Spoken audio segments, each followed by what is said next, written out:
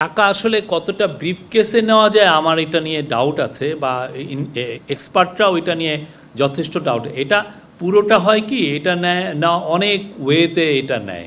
একটা আপনি জানেন যে আন্ডার ইনভয়েসিং, ওভার ইনভয়েসিং এটা খুব বড় একটা টুল।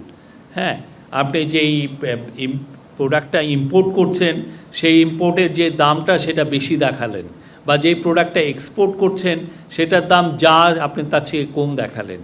তো এইভাবে করে প্রচুর এটার একটা চিত্র আপনারা পাবেন, টাকাটা আসলে কিভাবে নিয়েছে এবং কোন মেথডে এই টাকাটা বাইরে চলে গেছে, এটার একটা সুস্পষ্ট একটা ন্যারেটিভ থাকবে সেখানে।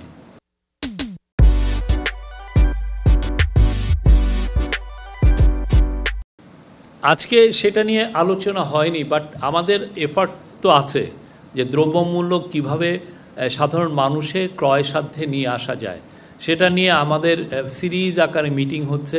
আমাদের কমার্স মিনিস্টার আপনি জানেন, উনি শপথ নেওয়ার পরের থেকে উনি প্রতিটা একটা ঘন্টাও উনি নষ্ট করছেন না এটা নিয়ে। উনি সবার সাথে প্রত্যেকটা স্টেক হোল্ডারের সাথে কথা বলছেন আমাদের পুরো, এবং সেই অনুযায়ী আমরা অনেকগুলো সিরিজ আকারে মুভও নিয়েছি। আপনারা জানেন যে সরবরাহ কীভাবে বাড়ানো, সাপ্লাই চেন ডিসরাপশনটা আমরা দেখছি যে এটাকে কীভাবে দূর করা যায়, কিছু কিছু জায়গায় সিন্ডিকেটের এগেনস্টে কীভাবে অপারেশন করা যায়, প্লাস হচ্ছে আপনারা জানেন যে ডিউটি স্ট্রাকচারটা কতটা ডিউটি কমানো যায় ইম্পোর্টের ক্ষেত্রে, যাতে পণ্য আনলে এটার দামটা একটু কমে আসে, সেগুলো তো আছে। প্লাস কিছু কিছু পণ্য আমাদের এখানে শর্টফলের আশঙ্কায় আমরা অলরেডি আপনারা জানেন প্রায় 20 কোটির মতো ডিম আমরা আমদানির ইম্পোর্ট আমদানির আমরা অ্যালাউ করেছি আর কি। এইটা কোনো বিন্দুমাত্র এটা ইম্প্যাক্ট করবে না, এটা আপনি ভাববেন না। আপনারা জানেন যে স্বৈরাচার তার জাস্ট 6 মাস আগেও, কয়েক মাস আগেও তারা 60,000 কোটি টাকা প্রিন্ট করেছিল।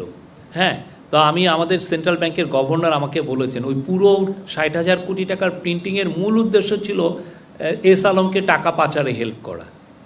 তা আমাদের ক্ষেত্রে যেটা হয়েছে যে টাকাটা 22,500 কোটি টাকা হয়েছে, এটা কিছু ব্যাংককে সাপোর্ট দেওয়ার জন্য, কিন্তু এটা একটা হচ্ছে যে আপনার একটা চৌবাচ্চার পানির মতো টাকাটা।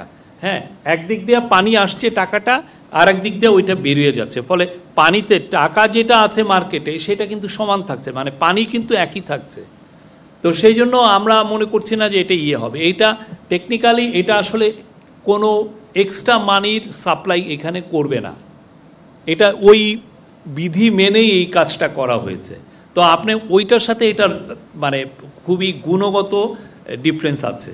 ওইটা পুরোটাই ছিল এস আলমকে সাপোর্ট দেওয়া, আর এইটা হলো বাংলাদেশের যে ব্যাংকগুলো যারা উইক ব্যাংক তাকে সাপোর্ট দেওয়া। কিন্তু এইটার সাথে মুদ্রাস্ফীতিতে এটা যে হিট করবে না, মার্কেটে হিট করবে না।